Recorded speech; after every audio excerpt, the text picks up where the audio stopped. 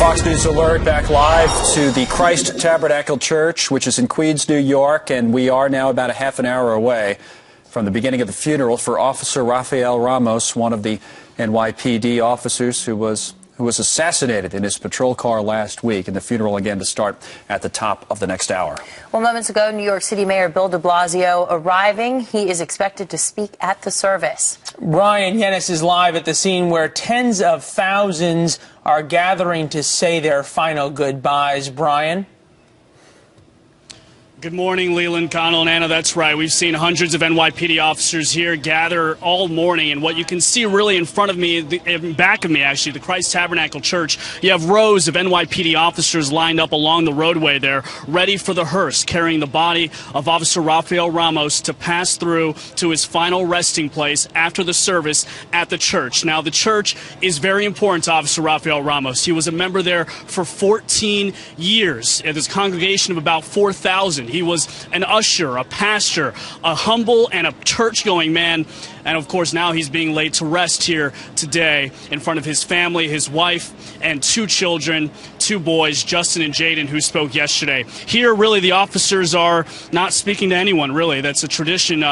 They don't really speak at these kinds of ceremonies in the funeral here. They're lined up with their white gloves on and their full uniforms, ready outside. There's speakers out here playing some music, some somber music.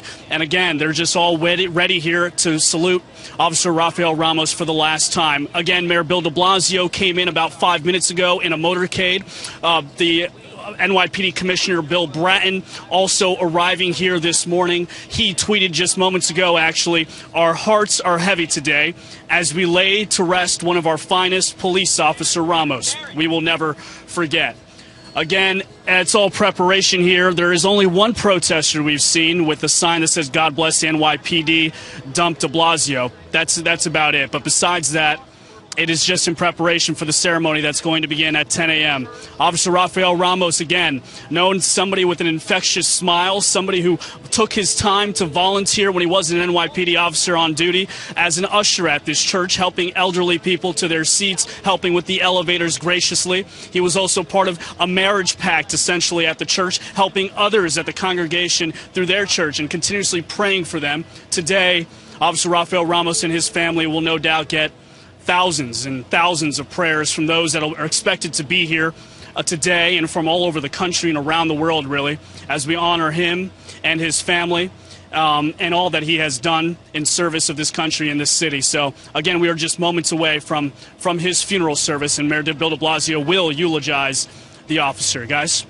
Brian, yesterday we saw, just ahead of the wake, we saw Ramos's casket, of course, with a flag draped over it, being carried into the church on the shoulders of 6 of his fellow officers, and another officer saluting the casket as it was taken inside.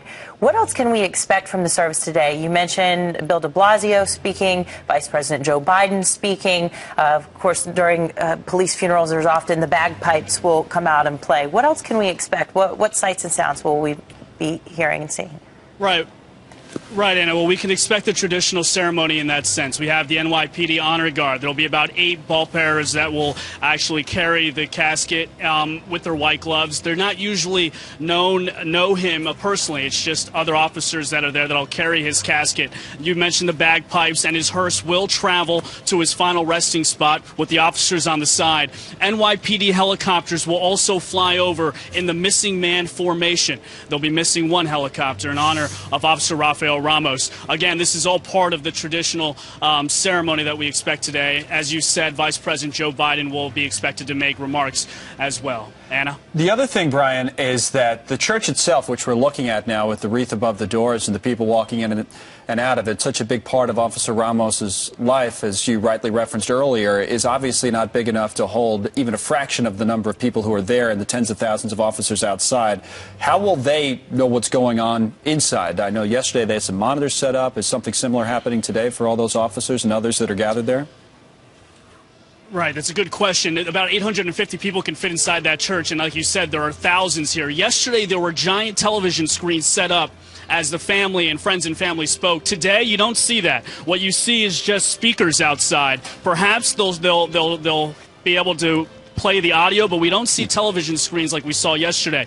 There is going to be a live web stream, though, of the funeral service on the church's website for anybody who would like to watch. But again, right now, it's just the officers lining up ready for the hearse and for Officer Rafael Ramos, and there's just music playing on the speakers here in the streets of Queens, New York, guys. And it's not just, New York's finest who are in attendance here. We've had JetBlue actually volunteered to fly in for free officers from across the country, hundreds of them, to show their final respects as well. Exactly, Brian Leland here. Go ahead, Brian. Go ahead, Leland. Well, I was just going to get to the sense that as we've been talking all morning about the controversy that has been surrounding the officers' killings, and then obviously the response to it. The mayor, there's a lot of officers who are upset that the mayor showed up there. I'm wondering if you get a sense while you're there of that tension that's existed between the mayor and the police force and those kinds of things, or whether everyone has been able to put aside their political differences, put aside the very tough rhetoric. In fact, one of the Police Benevolent Association leaders saying essentially that the mayor had blood on his hands, those kinds of really tough words that we saw in the wake of these killings, have been able to put those things aside and simply focus today on Officer Ramos, or whether you still get a sense of that tension as we watch that video again of Bill de Blasio coming there to the church.